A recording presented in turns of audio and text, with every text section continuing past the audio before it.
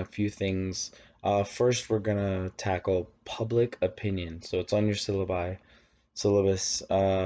Public opinion, simply put, is what the public thinks about a political issue or a political figure. So it's as easy as it sounds. So public opinion is what the public, meaning what people who are surveyed, and we're going to talk about this, what people are surveyed say they feel about, say, for example, do they approve of the job that the president's doing handling the coronavirus? Yes or no, right?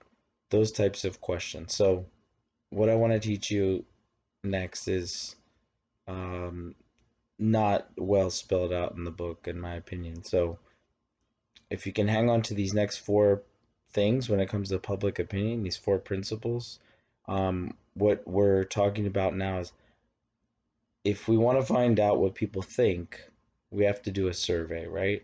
And we call that a poll, POLL, just like going to the polls to vote. But the difference is this poll is not going to vote. This poll is a survey. It's asking people, what do you think about Trump? What do you think about uh, whatever the issue is that's relevant at that moment?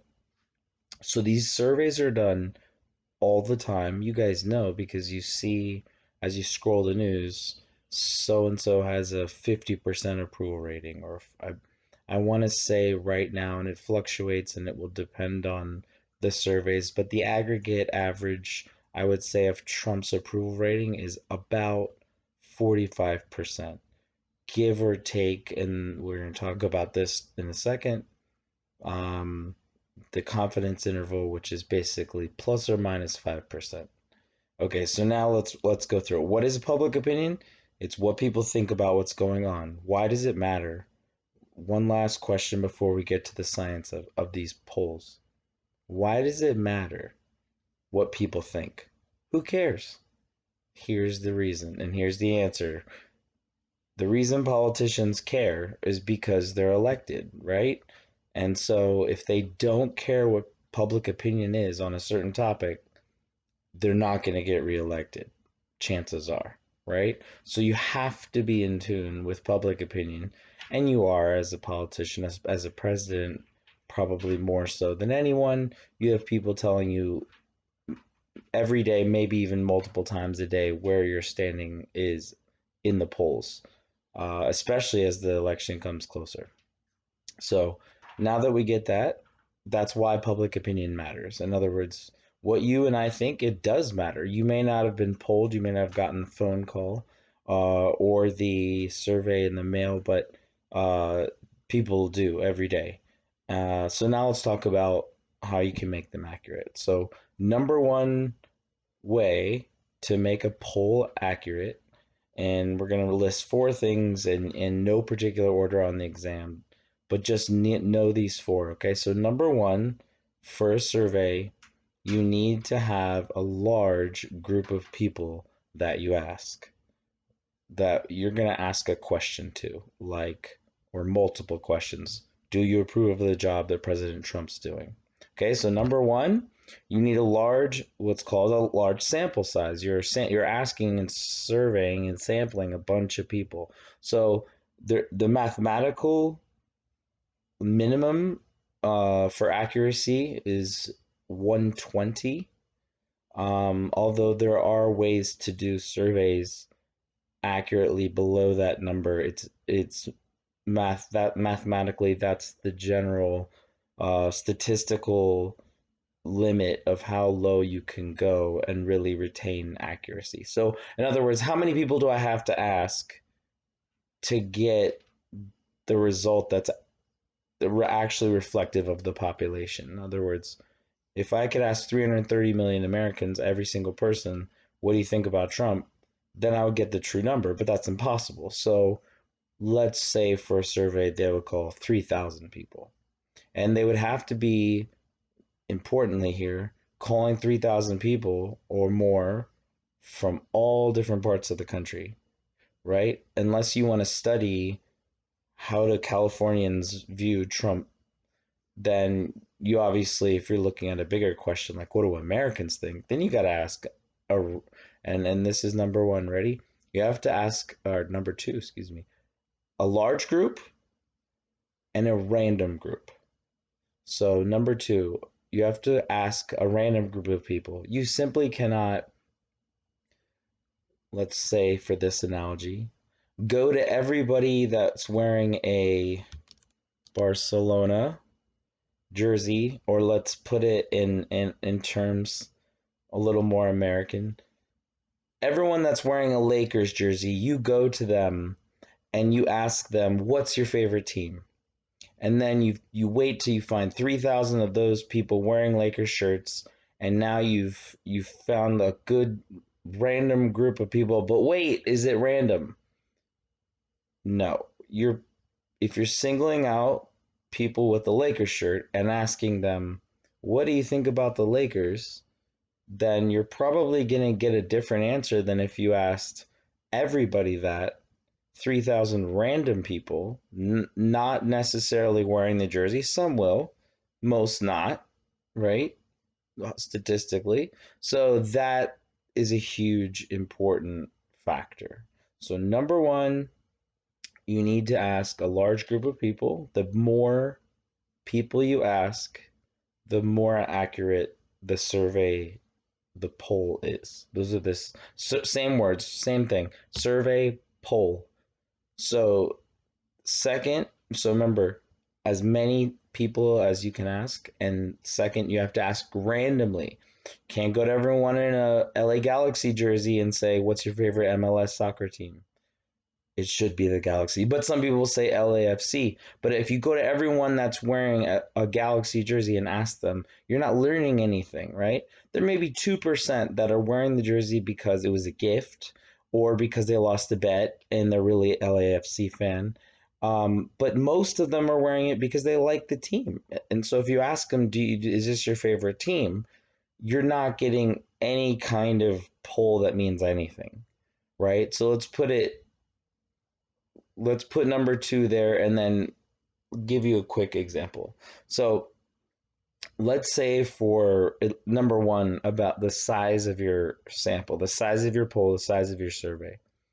Let's say if I just ask one person, that's all I can get a hold of, or that's all I care to do. I ask one person, what do you think about Trump's response to the coronavirus? I'm going to tell you that you might say that's ridiculous and that won't happen. Thankfully, that it wouldn't be credible, right?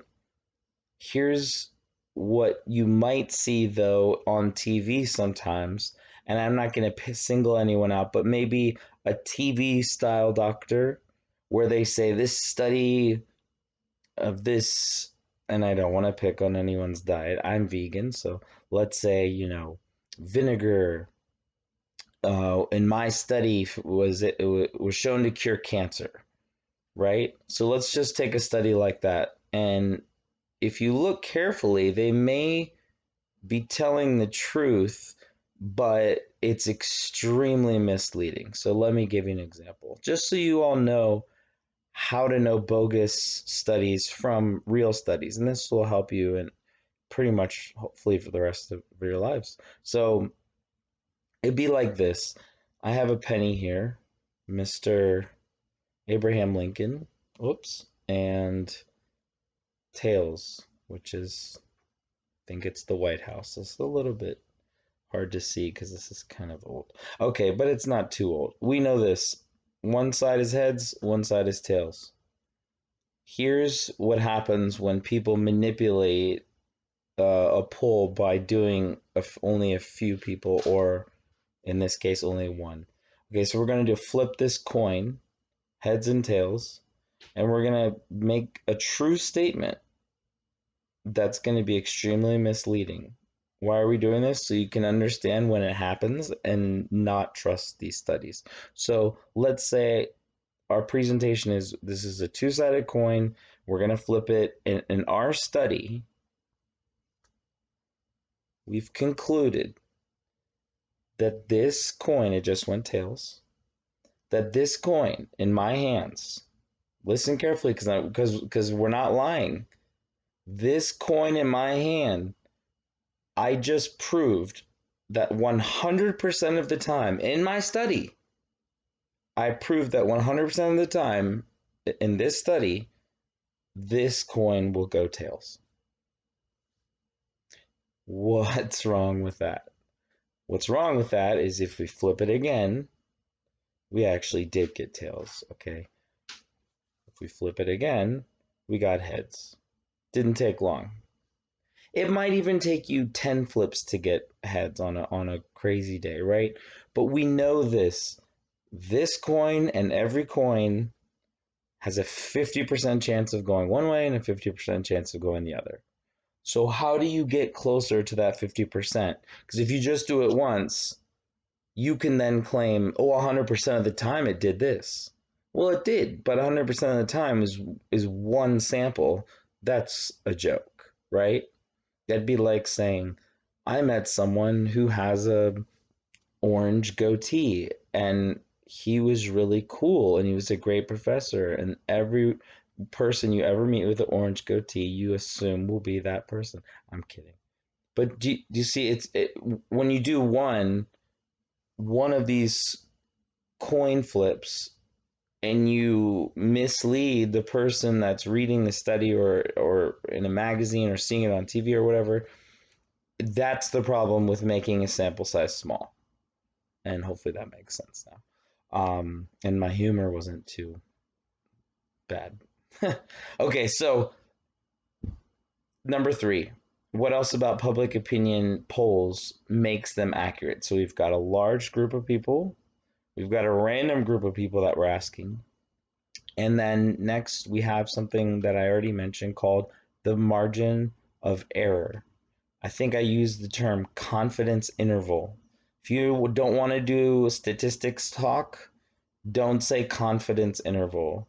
You can also say something like plus or minus 5%. So what are we saying here? Number 3, you have this margin of error. What you're saying is we don't know 100% that everybody told the truth, that this survey is 100% accurate. If anyone claims that, it's bogus.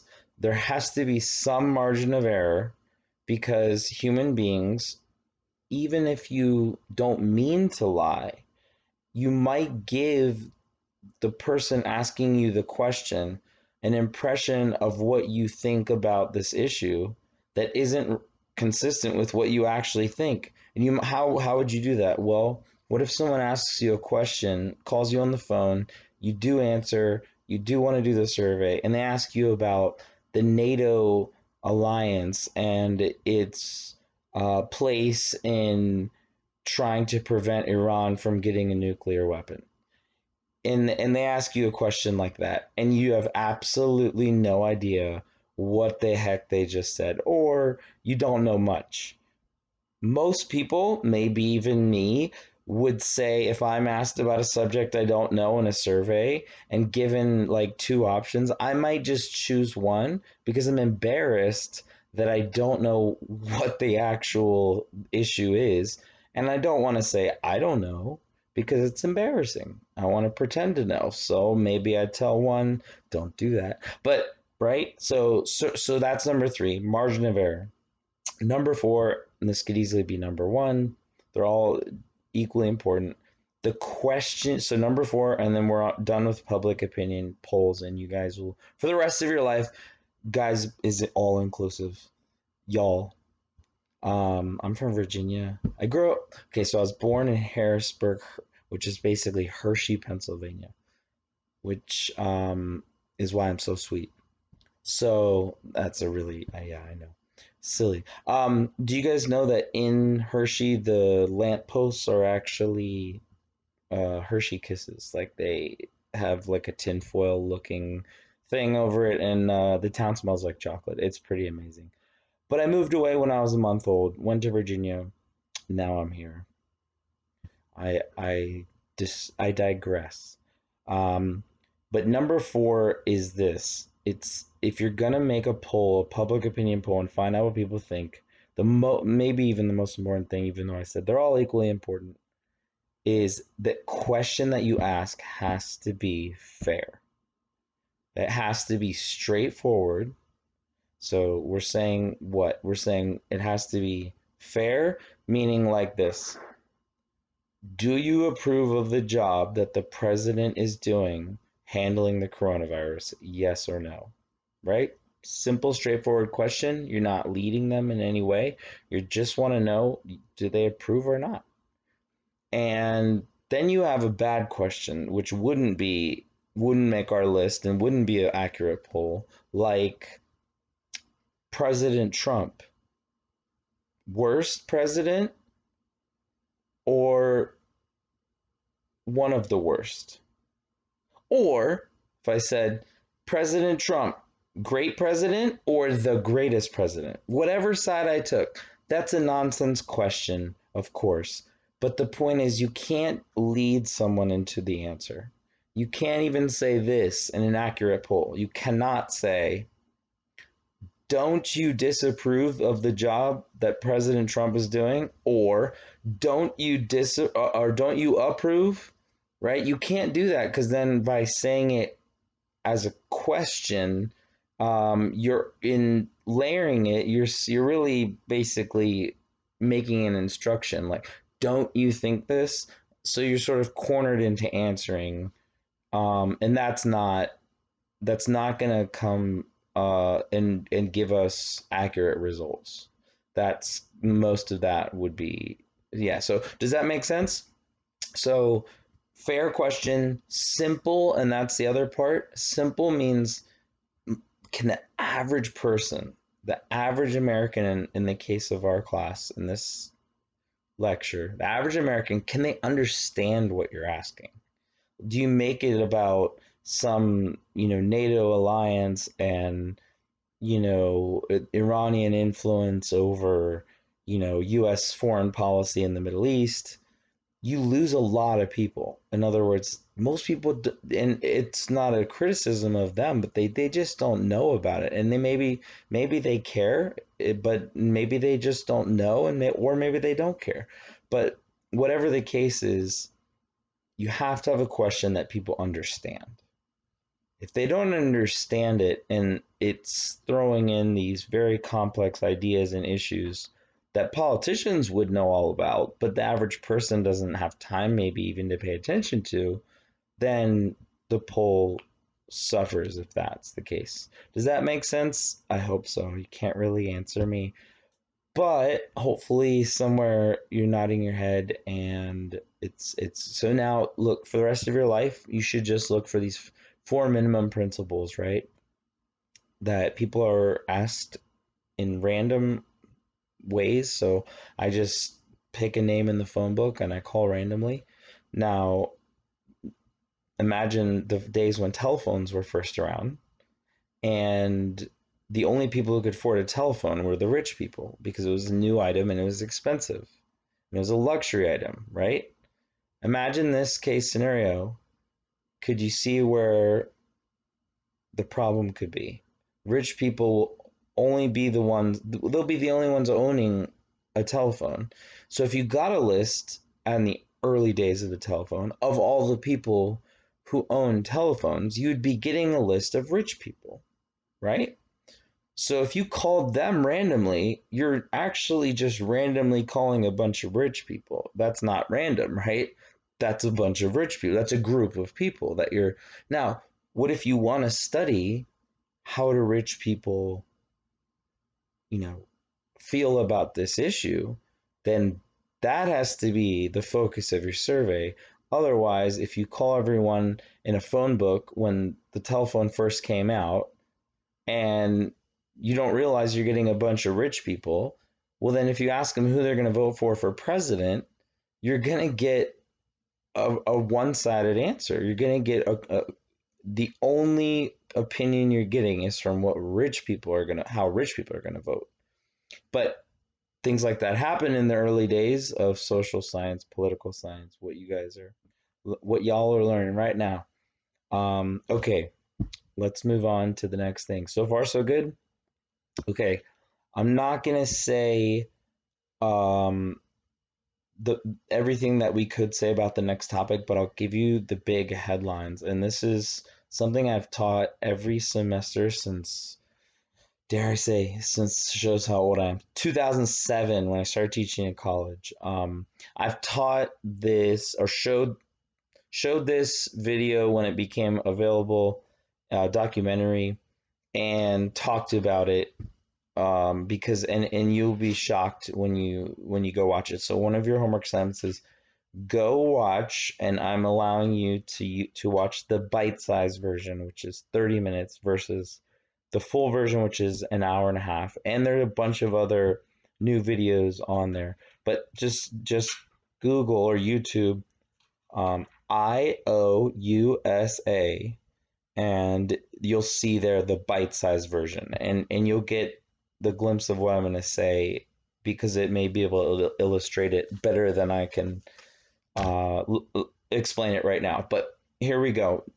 IOUSA is talking about the national debt. So in 2007, 2008, when this documentary was made, the United States national debt, which basically is simply defined as this.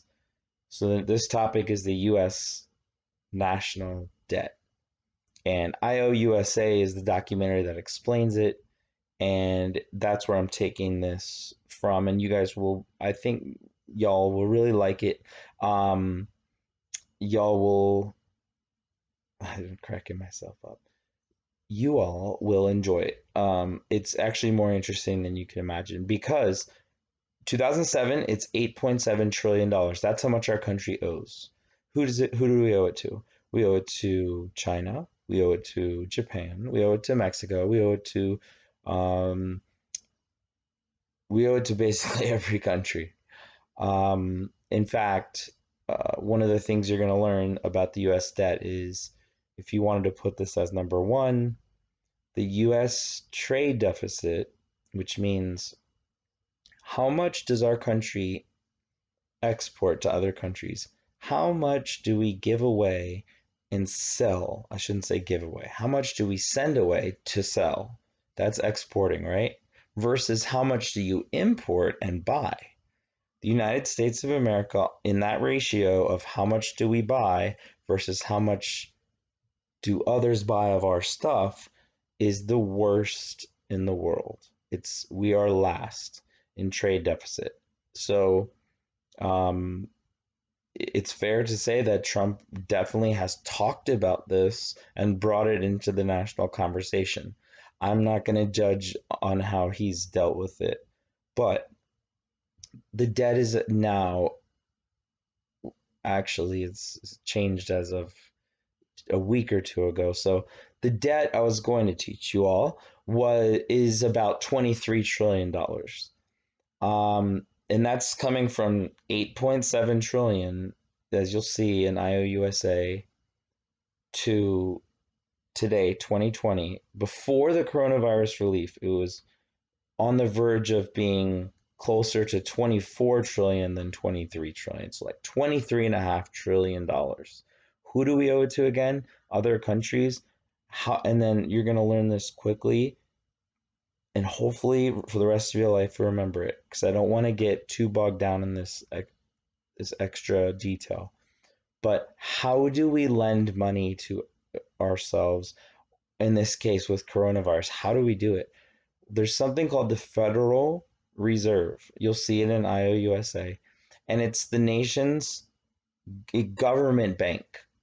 And what they do is they print the money for that you and I, physical money that you and I spend. So in this case, the 23.5 trillion is where we were. Then coronavirus relief comes in. When I say that, I mean the $3 trillion about that's been spent so far. Most of it, well, all of it has been borrowed. Much of it has been physically printed from a white sheet of paper to green sheets of paper. Literally. Just printing money out of, it's not thin air, it's out of just normal paper. you're just printing money. Yes, the Federal Reserve can do that and is. So people call them the Fed. If you hear that, that might mean someone's usually means someone's talking about the Federal Reserve. So you have this bank that's in control of that, and so printing money and pushing it into the economy by giving it to banks. That's the primary way. Okay, so that's a huge power, right? And then quickly, just and then we'll get back to IOUSA overall debt. The Federal Reserve can do one other thing. They can do a lot of other things, but one other thing that you need to know is that the government allows the Federal Reserve to set the interest rate. So they're letting people borrow money at a certain rate. And if you've ever had a credit card, or if you do, and you look at the rate and say you have $1,000 that you owe, and your interest rate is 25%. That means that the $1,000 you spent on your credit card now is $1,250. But if the interest rate is zero, then you can borrow money and there's essentially no short-term consequence. I mean, if that makes sense. So the Federal Reserve has right now done something that I don't know has ever happened in American history before, which is to set interest rates to zero. So what's the bad thing about that? The good thing first is people can access money and borrow without getting hammered by interest. The bad thing is it causes inflation, which means that at some point you're going to notice, some point in the fairly near future, you're going to notice that stuff you pay for costs more in the entire economy. Everything is going to cost. I don't know how much more, no economist could say precisely, but when you have inflation, which is basically one of the primary results of printing money that isn't based on, say, gold or any other standard, it's just printed. Um, the inflation is one of the bad parts. And so when you set interest rates to zero, there's so much money flooding the economy that it also makes inflation bad. So basically, when your grandma and my grandma could go to the movie theater, for $1 and get popcorn and the movie ticket, and now we pay when movie theaters open again $20 for the same experience. That's inflation, right? We all just hope that it doesn't accumulate that fast. In other words, from grandma's $1 to our 20, tomorrow, which would mean something like our $20 movie theater when it opens back is now $40. We don't want that, and so that's something we have to look out for in terms of inflate. That's what inflation is. Okay, so IOUSA, that's the number one problem is our trade deficit, and the little subset just to teach you of how do we borrow is the Federal Reserve. Remember, they're the central bank. They're non-political figures appointed by political figures. So they're economists that are appointed by the president and confirmed or not by the Senate. You all remember that from the midterm, how that happens, how that works, the confirmation process. Okay, so then we have, and we'll try to go through fairly quickly here. We have trade deficit is one. There's no particular order here. In fact, the IOUSA may go out of order compared to this. It doesn't matter. Just know the four. Okay, so trade deficit, we owe more. In trade wise, I should say we have a bigger deficit, meaning we import less. Sorry, export less and import way more. So let me get this right for you guys. Sorry, you all. When you go to Target, when you go to Walmart, almost everything's made in China or a different country, right? That's not like new information. That's just true, right? And so the reason that it's true partly is because in the US we pair workers and take care of them better. So it's much cheaper to make things in other countries where they don't pay their workers well, right? And so that's not, in a way, that's a price we pay for being arguably a more moral, or at least in terms of human rights on the issue of workers. But we all know that the trade deficit is bad because we import so much and spend on other countries' goods, but we don't export very much in comparison. And in fact, we're in last place in the world in that ratio. Okay, hopefully we got that. Number two, the reason we have a national debt of 23 trillion and growing, and we'll see what it is after, it could be 27 trillion by the time you all are done with the semester. I think that could be a very close number, although they may not count it yet as such. You can always check the usdebtclock.org and look at the live debt. It's pretty staggering. Okay, so we have next the budget deficit. So number one, trade deficit. Number two, budget deficit. What this means is very simply, it's this probably the easiest part to understand. We spend more money per year than we actually have. So what is a budget deficit? A budget deficit is when you spend more money than you have. How do you spend more? Well, you borrow it, right? So that's the problem. That's what debt is, right? So one of the biggest ways we incur it is by budget deficits, meaning Congress is in charge of the money, the president signs it into law. They're both happy making you happy as a voter. They're not necessarily worried about the fact that out of the 3 trillion they just spent, let's say in normal times, not coronavirus times, in normal times, the 3 trillion they just spent, is going to impact people in different ways and is going to lead everyone to feel the pain of the debt in the long run, meaning inflation eventually goes up, and eventually other countries stop lending us money, and you've incurred so much debt that it's time to pay up. Now, I don't think that's any time in the next 50 years, but who knows? I am not claiming to be prescient. And see if you guys y'all look up that word, prescient.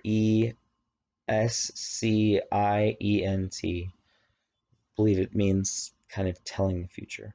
So I don't claim that. Number three. So we have budget deficit, trade deficit. Number three, we have a leadership deficit. Leadership deficit is very simple to understand. I have to say almost, but almost no one in Congress or in the White House is talking about the national debt on a regular basis and bringing it up to try to actually solve it. How do I know? You could go Google, and probably the list would be out of 535 Congress people. I would guess the list would be maybe a couple dozen. I mean, at the highest rate. No one wants to talk about the debt. If you're in office, here's why you don't want to talk about it. Because it's not entirely your fault, unless you've been there 50 years and you've been voting for borrowing money the whole time. But it's not entirely your fault, right? And you can't fix it alone without some really harsh things that voters are going to have to hear. They're going to have to hear this. You need to cut your favorite programs, including education, like this right now, and we have to raise your taxes. Nobody wants either of those things to happen. Unless you are ultra rich, you probably don't want your taxes raised. And unless you are ultra rich, you probably don't want school funding to be cut, right? So it's a devastating way of getting back from debt. You're doing two things that could potentially, hurt people. The Republican solution, and this isn't to pick on them at all, but this is just to illustrate the point. So the Republican solution is going to be to spend less, right? To spend less, then we get out of this. We don't just borrow. The Democrats, and they're going to say, okay, fine, we're spending less on this one hand over here for the stuff you don't want to spend on, but we're going to increase taxes over here. And so, just to be clear, people don't like either solution. I mean, it's not something that as a politician you go and say, "Hey, I'm going to go tackle the debt." There are some brave souls out there, but you don't usually win elections, and you certainly don't want to bring it up if you're a politician, unless you're really, really serious about tackling it, and you're willing to maybe even lose an election by being associated with the debt. If you're the only few people out of all Congress talking about it, maybe that brings bad attention to you, even though it's not fair. You're trying to tackle it. So there's all kinds of leadership problems. Um, and for number four, you need to go watch the documentary. Go watch IOUSA and then come back. If you still don't understand it, I promise to explain it. Okay? So that's why I know you're actually going to watch it. Fair is fair. All right. Last but not least for this lecture series, the circuit lecture, um, hopefully understandable, trying not to go too long. I know it's different because we can't interact necessarily, so um, thanks for even watching this far. And this last part, I think you're going to enjoy. It's about interest groups and lobbyists. And there's a lot of misconception. So let's just define what is an interest group. An interest group is an organized group of individuals who form and function to try to change the law, comma, or affect the law. Maybe they want to keep it the same. Okay, so you got a group of people who all share one common goal. They want to get the laws either changed or solidified. So let me give you some examples. Okay, so you've probably heard of the NRA. The NRA is the first group I mentioned, probably just because it's the most controversial, but also because it's one of the most powerful. Most Democrats would say it is the most powerful. Republicans may agree, but they'd be happy. So here's what an interest group looks like. The NRA is a group that's almost exclusively endorsing and helping Republican candidates. Why? Because here's their simple mantra on guns. The only way to stop a bad guy or bad guys with a gun is a good guy with a gun. Guy, gal with a gun. That's the argument. The only way to stop a bad person with a gun is a good person with a gun. Simple, straightforward. And where do they get that from? They would say it's the Second Amendment, pure and simple. So I think we talked about that before. Remember, Republicans are more pure on the Second Amendment in terms of they would say it incorporates essentially maybe almost all types of guns and almost unlimited ammunition. I don't know the NRA's official position on that, but other than banning bump stocks, which unfortunately was the thing used by the man that killed 59 people, including himself, at Las Vegas some years ago. That has been banned. Thank whoever you thank. To me, thank God that's now you can't have that. You can't modify a gun with this thing called a bump stock and make it into a machine gun. So now we'll go back to NRA. They're not going to be pushing for machine guns to be legalized, but they're going to push for just about everything under that because they really believe in the Second Amendment, that it's a pure right and it's unadulterated and it shouldn't be meddled with because, again, the only way to stop a bad guy with a gun is a good guy with a gun. And this is might sound extreme to some people, but if you look constitutionally and at the long history of our country, a lot of people would say you also need a gun and are allowed to have one constitutionally under the Second Amendment because you might need to protect yourself not just from bad guys, from the government itself. That's intense. If you don't know anything about what I'm saying there, go look up Michigan armed protests and just see. I mean, happening right before our eyes. So that Second Amendment, NRA is fully for it. Democrats brag that they get an F rating from the NRA. Republicans brag that they get an A rating. Democrats, you all should remember this from before, but Democrats are not trying to get rid of the Second Amendment. No elected politician that I know of at the national level is advocating for repealing the Second Amendment. So just to be clear, if you're a Republican, you are probably, I mean, based on your voting and based on what we know, you're much more likely to support, um, you know, what we said, robust Second Amendment rights. If you're a Democrat, you're going to be more likely to oppose the NRA and say there need to be way more restrictions and safeguards. But we're not going to take away the Second Amendment. So just so no one's saying that someone somewhere saying it, but that's not a national dialogue that the Democrats are having. Um, okay, so lobbyists then. So interest groups are what? Groups like the NRA. Here's another one: Black Lives Matter. Black Lives Matter is one of the newest interest groups that has been formed in the last several years. NRA has been around a long time.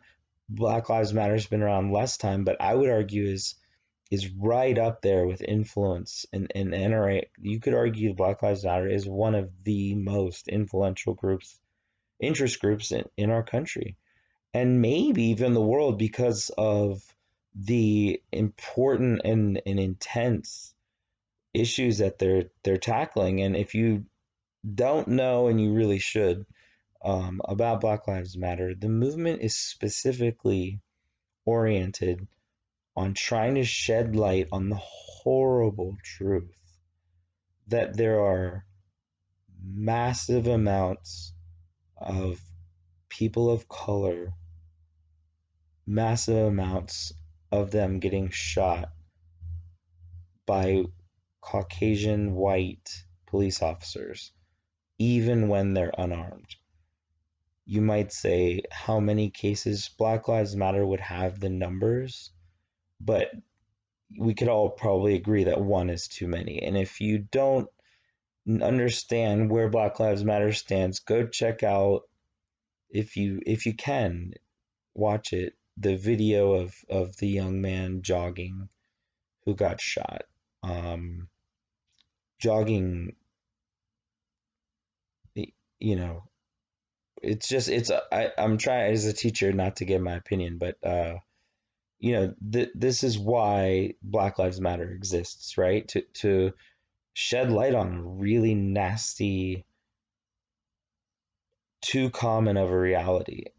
We're not saying that it is in any way saying that it is every police department or everyone in a certain place that's just racially killing, but it's happening all over the country, and we all know it. So where you stand on that interest group um, is irrelevant to me, but at least you know now what they're about. They're about protecting people of color from getting shot by police officers when they didn't do anything wrong. Um, one more, I mean, we could think of sort of a Mothers Against Drunk Driving. MAD, MADD. Mothers Against Drunk Driving is another interest group, right? They have a singular focus, just like Black Lives Matter, just like NRA. NRA's guns, Black Lives Matter is the issue we just expressed. And so each group is going to focus on one thing. Mothers Against Drunk Driving is focusing on drunk driving accidents and trying to minimize the number of people dying. And in that way, it's extremely similar to Black Lives Matter in terms of there's a group of people dying that doesn't need to die, and it's unacceptable. And so both with Black Lives Matter and Mothers Against Drunk Driving, they're fighting to try to prevent innocent people from dying, right, needlessly. So Mothers Against Drunk Driving is, of course, a group form that's especially and specifically trying to tackle how much is the penalty if you're caught drunk driving? What's the penalty if you hurt someone or God forbid kill someone when you're drunk driving? Um, what are the parameters for um, drunk driving arrests afterwards in terms of educating the person on the danger of what they did? And I'm not trying to guilt trip anyone if you have a DUI. Right, but the point is that mothers against drunk driving are women who are brought together, and it's a sad group, right? Like Black Lives Matter. You don't want to be a part of the group of grieving mothers that had this happen to them. It's the worst way, to sort of join a group. But but the good news is that interest groups like Mothers Against Drunk Driving, Black Lives Matter, they can make a positive impact out of the pain because they're coming together, shared experience. They've all lost somebody they love, needlessly innocent, and so they want to make a change and they want to, whether you like it or not, that's kind of the essence of democracy, right? Is people who have a strong feeling about something that's just, and they want to make the government address it, right? So don't think of interest groups as you may if you've never heard of them, except for sort of just people talking about them. You may have heard interest groups are bad and they control the government. Here's the perspective of that argument, and I understand Bernie Sanders says it a little different. He says special interest groups. Special, I mean, it's essentially the same thing, but what I think his point would be is that not all interest groups are made the same. And the special interest groups he's referring to, like obviously he despises the NRA, and I don't think I'm putting words in his mouth at all, or at least what they do and what in their mission and in terms of their interpretation of Second Amendment. Um, so anyway, try to give a balance there, of course, but there are also interest groups like Mothers Against Drunk Driving, where from a Bernie Sanders to a Trump, I mean, no one's going to disagree with that mission, right? Of trying to save, young people from dying in a drunk driving accident needlessly. Um, so interest groups, we understand what they are. Usually, almost always, if not always, singular and focused. You got one mission you're trying to accomplish. You're not taking on global warming and, um, you know, gun rights, right? Um, Next and last for this lecture, you almost made it, is to talk about lobbyists because they're the ones who connect the interest groups to the politicians. So lobbyists, really simple. They're the captains of the interest group. Captain, I know it's a sports analogy or ship analogy, um, but if you're not familiar with that, just you could say the spokesperson of the interest group, the face of the interest group, the person that represents them legally and otherwise, um, and as a public figure. So a lobbyist is a person representing the interest group, and what their task is to try to get the government to change the laws or keep them, depending on the mission. And let me give you an example. A tobacco company might want tobacco laws to stay the same, which they haven't, where every state just about has 18 years old as the age allowed to buy cigarettes, but it's been changed to 21 years. And we all know very, very well that those tobacco companies did not want to lose the money and also to be able to, dare I say, get someone addicted at 18. Studies have shown that they're much, much more likely then to carry on that addiction for the rest of their lives than if they start at 21. So the tobacco companies may lobby, right, the government and say, don't change the laws. Here are the reasons why and they're probably going to have to appeal to some type of constitutional value, like, the right to implied right to free choice under a free market. But not to get too complex, there are special interest groups that we may all disagree with, like, tobacco companies or whatever. Again, not trying to pick on anyone, but then there are interest groups that aren't like that are like Black Lives Matter. And so just I want you to be careful not to just write off interest groups as all corrupt and seeking, special favors from the government. With that said, I'm going to name 4 things that lobbyists can do to get what they want on behalf of the interest group. There's way more than 4 things, but you'll only need to know 4 for the test. The book has 30 some. I'll give you my top 4. Let's just get the bad one out of the way. Yes, sometimes lobbyists do legally and illegally bribe public officials. It's true. Look up, Google Jack Abramoff. It's a 12-minute interview, I believe. If it's 13, I apologize. I believe it's 12 minutes long, and it's a 60 minutes clip of the lady interviewing on behalf of 60 minutes, cut down in a 12-minute bite size, again, video of this guy named Jack Abramoff, who was a lobbyist who got caught bribing people. And who was he bribing? Congress people. So this is something that lobbyists get a bad name for.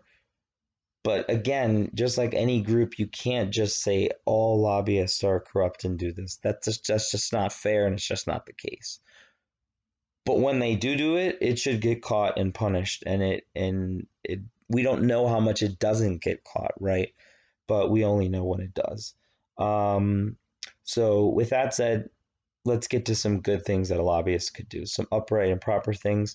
You could have, number 2, a meeting, a formal meeting with a congressperson. Maybe nowadays it's going to be Zoom, but you're doing it formally, which means I'm not calling your cell and talking off, about your son wanting to get into Harvard and how I'm on the board at the admissions. That's the type of conversation that can happen when it's not on the record, right? But if we call and make an official phone call or an official visit, then there's a record and it's upright, it's ethical, right? So that could be number 2, the approach of a lobbyist to meet with the elected representative and say, hey, look, I have a lot of mothers that are mourning and we need to address this issue because people are dying. It's not okay, right? So that could be and is a method of lobbyists. If you can get lucky enough for number 3, this is also a method, which is to testify in front of hearings in the Congress. So as you all know, testifying in front of Congress is not the same in front of a judge. There's one basic reason, because Congress can't throw you in jail. And Congress can't enforce a subpoena necessarily, which means they can't necessarily make you come and testify, right? But if you're a lobbyist and you care about, say, reducing drunk driving and deaths in the United States, you'll come to a congressional hearing. You'll talk to what's called a subcommittee, a smaller group of Congress people, because you can't maybe convene all 535.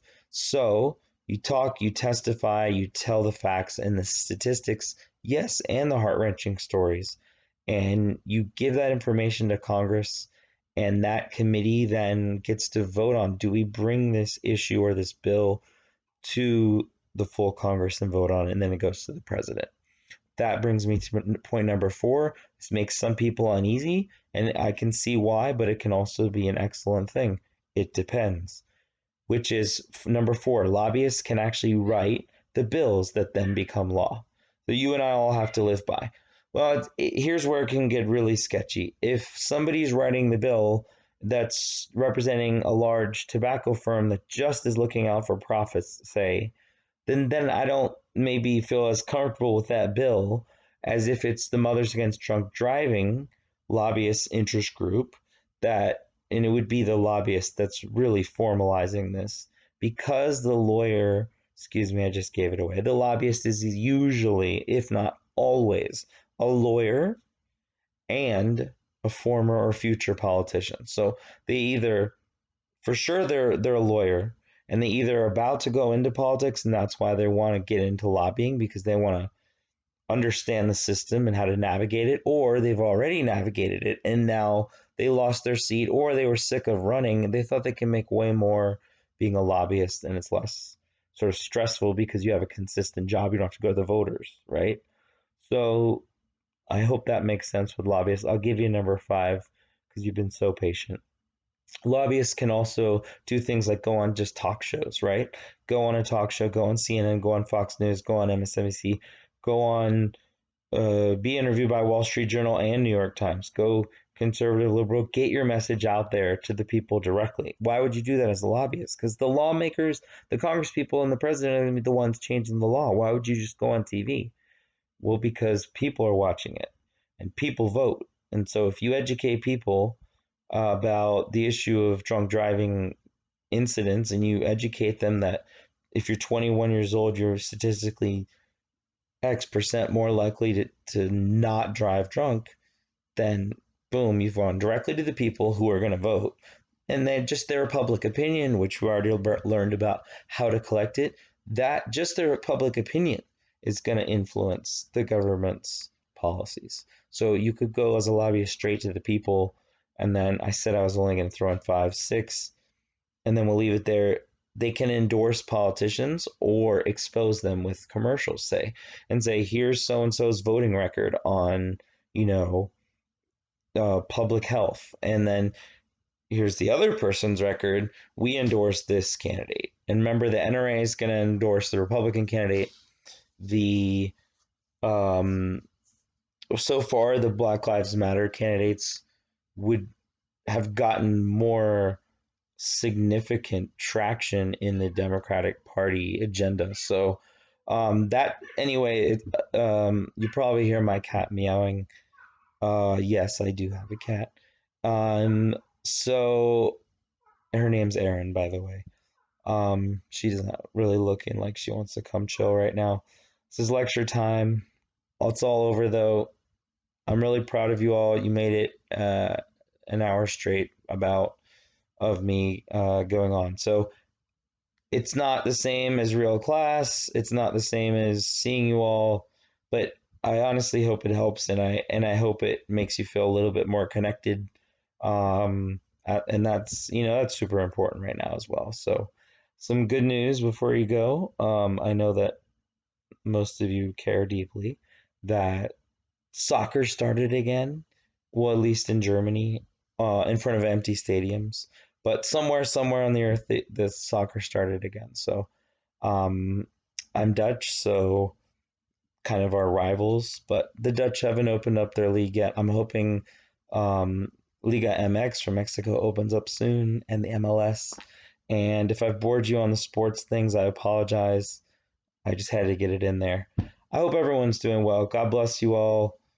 Stay safe, stay healthy. I think this is the namaste?